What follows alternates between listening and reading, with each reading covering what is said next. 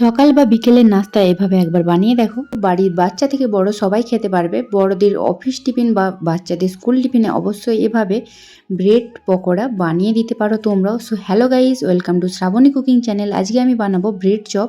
তো তার জন্য নিয়েছি 3টে এরকম বড় সাইজের আলু। তো এখন আলুগুলোকে ভালো করে ছাড়িয়ে আমি ধুয়ে নিচ্ছি জলে। তো এভাবে ভালো করে ফ্রেশ করে ধুয়ে আমি এটা কুকারে দিয়ে দিলাম। তো গ্যাসটা এখন অন করে আমি সেদ্ধর জন্য এটা বসিয়ে দিলাম, ঢাকনা বন্ধ করে ভালো করে। তো চলো এরপর নিয়েছি আমি এখানে পেঁয়াজগুলো ভালো করে একদম ছোট ছোট করে কুচি করে নেব। তো আমি 3টে বড় সাইজের পেঁয়াজ নিয়েছি।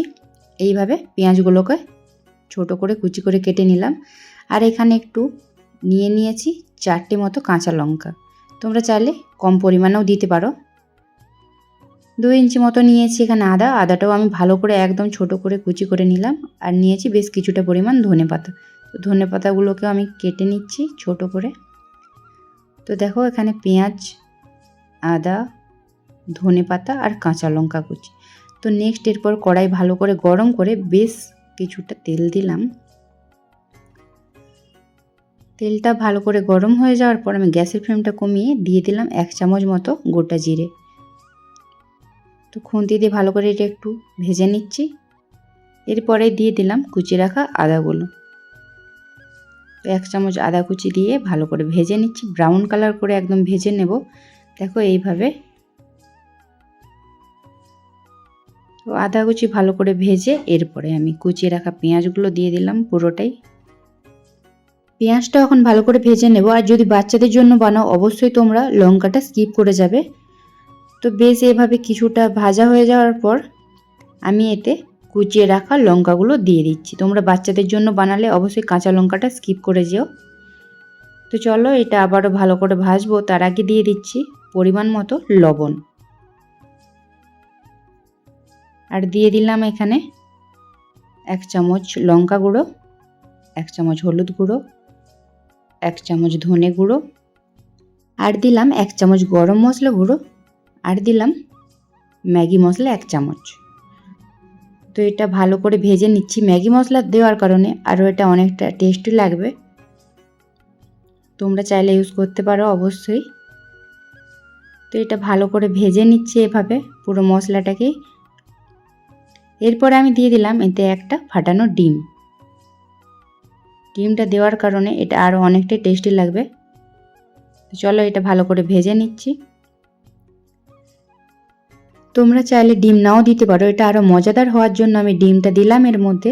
তো এটা একদম গ্যাসের ফ্লেমটা এখন লো করে দিয়ে এরপর আমি রেডি করে নিচ্ছি আলু সেদ্ধ করে রাখা।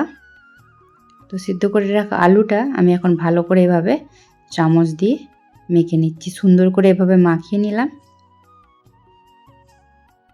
তো এদিকে চলো আবারও এটা ভেজে নিচ্ছি। এটা অনেকটাই ভাজা হয়ে গিয়েছে এখন আমার। তো এটা ভেজে ভালো করে মাখিয়ে রাখা সেদ্ধ আলু আমি এর মধ্যে মিক্স করে দিলাম।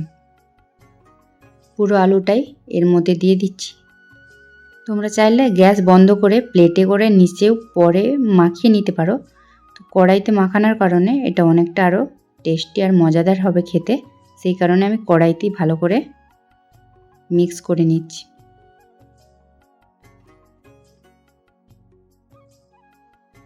পুরোটা এভাবে ভালো করে মিক্স করে নিচ্ছি একসাথে খুন্তি দিয়ে, যাতে করে না নিচে লেগে যায়। আর গ্যাসের ফ্লেমটা একদম লো রেখেছি।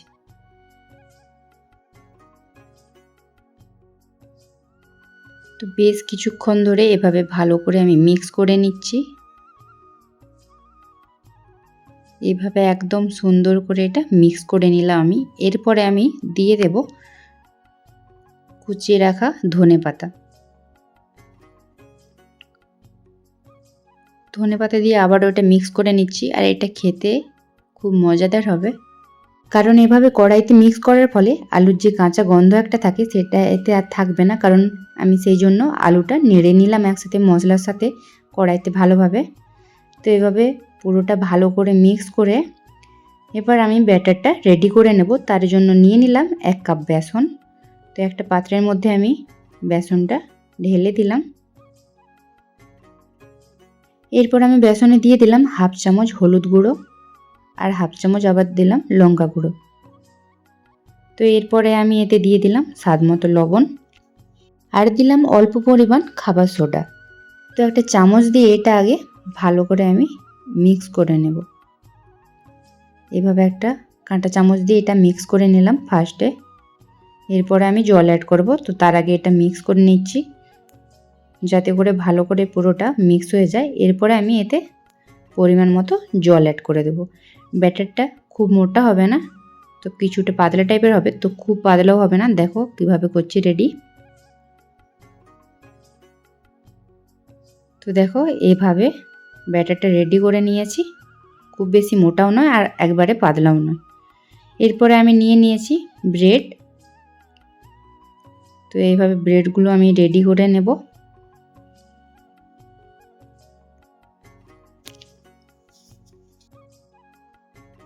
এরপরে মাখিয়ে রাখা আলুটা আমি আবারও ভালো করে একটু হাত দিয়ে মেখে এর মধ্যে এবারে এভাবে সুন্দর করে আমি দিয়ে দেব। তো দেখো এইভাবে তোমরাও দিয়ে দেবে। ভালো করে হাত দিয়ে একটু চেপে চেপে পুরো সমানভাবে পুরো জায়গাটা আমি দিয়ে দিচ্ছি এইভাবে। তো এর উপরে আবারও একটা ব্রেড দিয়ে দিলাম এভাবে রেডি করে। তো চলো বাকিগুলো এভাবে আমি রেডি করে নিচ্ছি। এরপর একটা ছুরি দিয়ে এইভাবে কোনা কোণে আমি কেটে নিচ্ছি।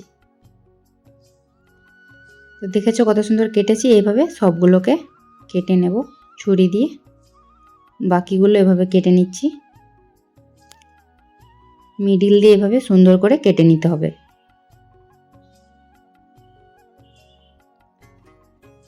সবগুলোকে এভাবে আমি ভালো করে কেটে নিলাম। দেখো তোমরা কত সুন্দর করে কাটা হয়ে গিয়েছে।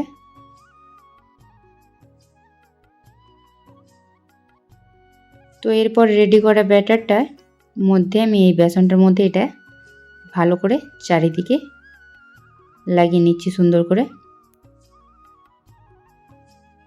তো কড়াইতে ভালো করে তেল গরম করে গ্যাসের ফ্লেমটা লো করে দিয়ে এভাবে দু সাইড উল্টে পাল্টে এগুলো ভেজে নিতে হবে। এখন তেলটা হিট হয়ে গেলে গ্যাসের ফ্লেমটা একদম লো করে দেব যাতে করে ভালো করে জিনিসটা ভাজা হয়। আর বেশ কিছুটা তেল দিয়েছি, দেখতে পাচ্ছ তোমরা।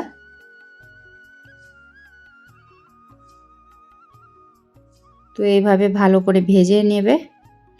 আর কমেন্টে অবশ্যই জানিও ব্রেড পকোড়া কেমন লাগলো।